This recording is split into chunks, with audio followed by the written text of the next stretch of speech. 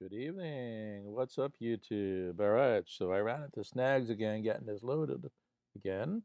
Welcome. I'm Greg from Greg's Tutoring NYC, and we're going to talk about some of the digital SHSAT news. There's not a lot we know about it, so I'm basically going to start a YouTube series here. I also have some information I'm going to load here. Give me a second to do that.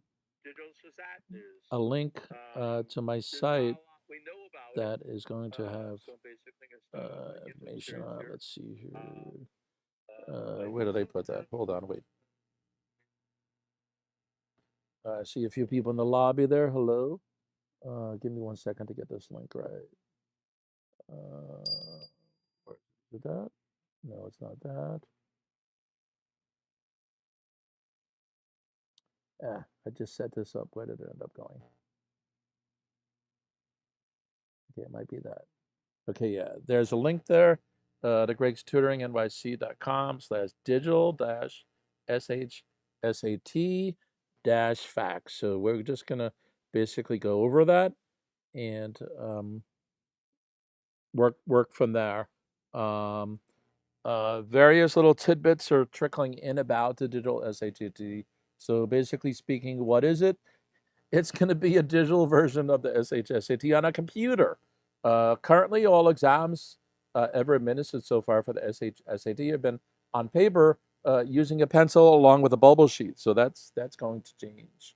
And there was some delay in approving the funding for that. And it finally got approved something like December 17th of last year or whatever. So it's full steam ahead on that. And it means the SHSAT is going to be digital next year. It'll no longer be mainly a paper and pencil exam. It'll be on a computer. The computer is going to be supplied by the DOE. You're not going to bring your own computer. Most of the setup will be the same. Some students will be taking it in class, some will be taking it other times. The traditional thing the past few years was a school day SHSAT for DOE 8th graders, and then weekends for all other students, whether grade 9 or private school 8th graders, and make up dates and things like that. Okay. So when is this going to happen? The first time is for the fall of 2025. So the administration that took place of the exam, October, November, December of 2024, is the last pencil and paper exam for the SHSAT. Now, there is a summer SHSAT, which occurs for students and not residents. They will still be taking it in pencil and paper. So technically, the contract doesn't, for the existing exam, will not end until September of 2025, because the new resident students take it in the summer and they don't know if they get their offers until September, which basically means it's like 3 days they have to decide whether to accept their offer or not. Okay, so there's things like that that need to go on or not. Anybody in the lobby there, please like and subscribe. Please say hello, howdy. So that's really where there's going to do. So what does it mean? It means the exam's going to be on a computer. So one part of it is there's nothing odd or weird or controversial about this. The other part is there's a lot of unknown pieces to this. So the question is, how is it going to be available on the computer? The exact details of that are still unknown by the general public.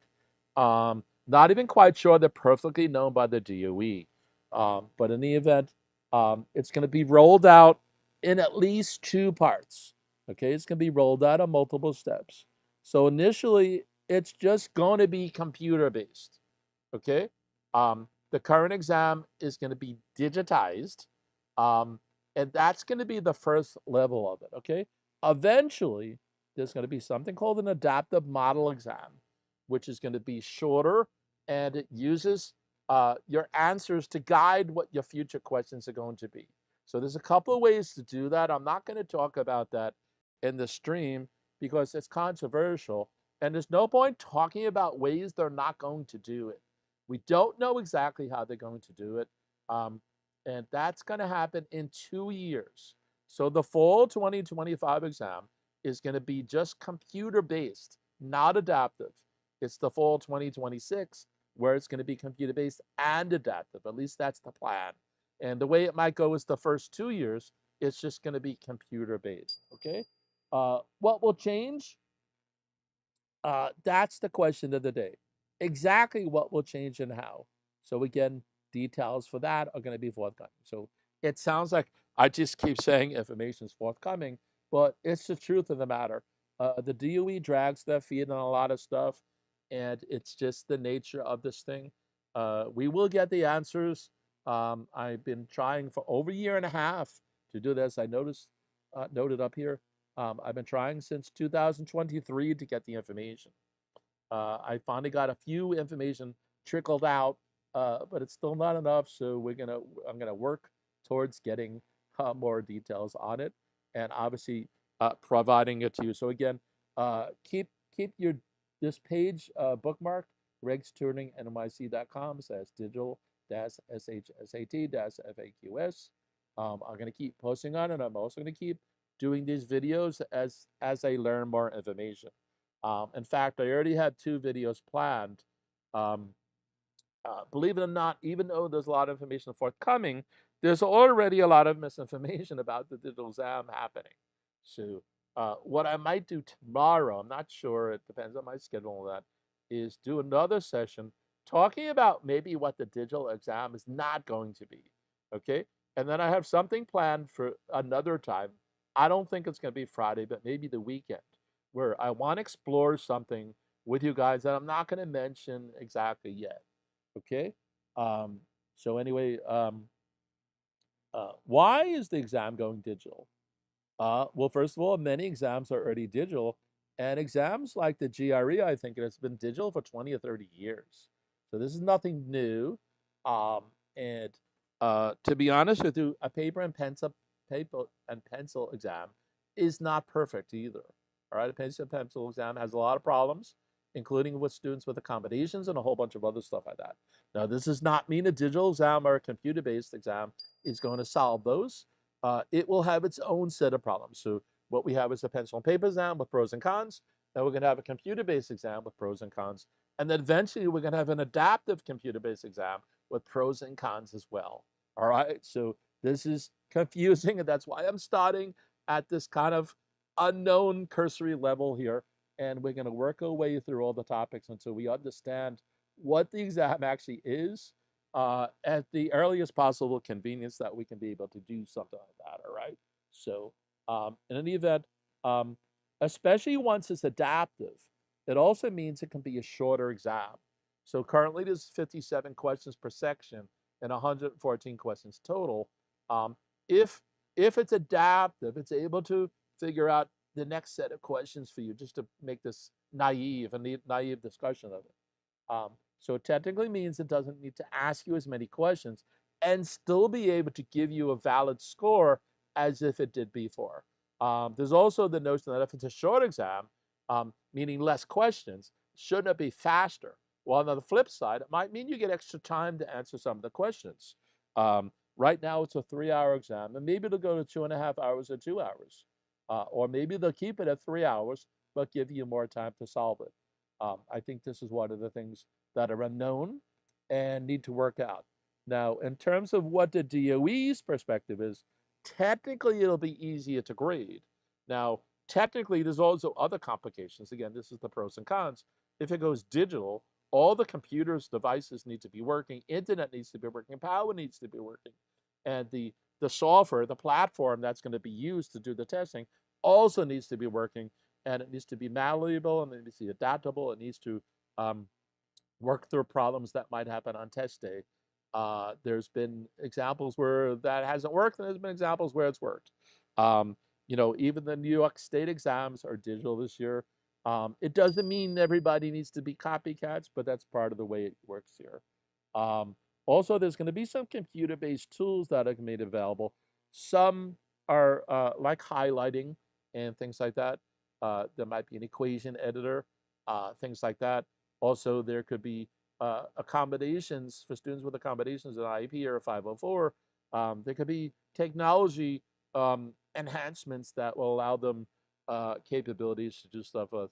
Plus, things like digital glossaries for ELL students, just things like that. So there, again, there's pros and cons to this all, and that's just the way this is going to go down. What's not going to change? No matter what happens with the computer-based and/or computer-based adaptable version, this is still going to be to grade level standards.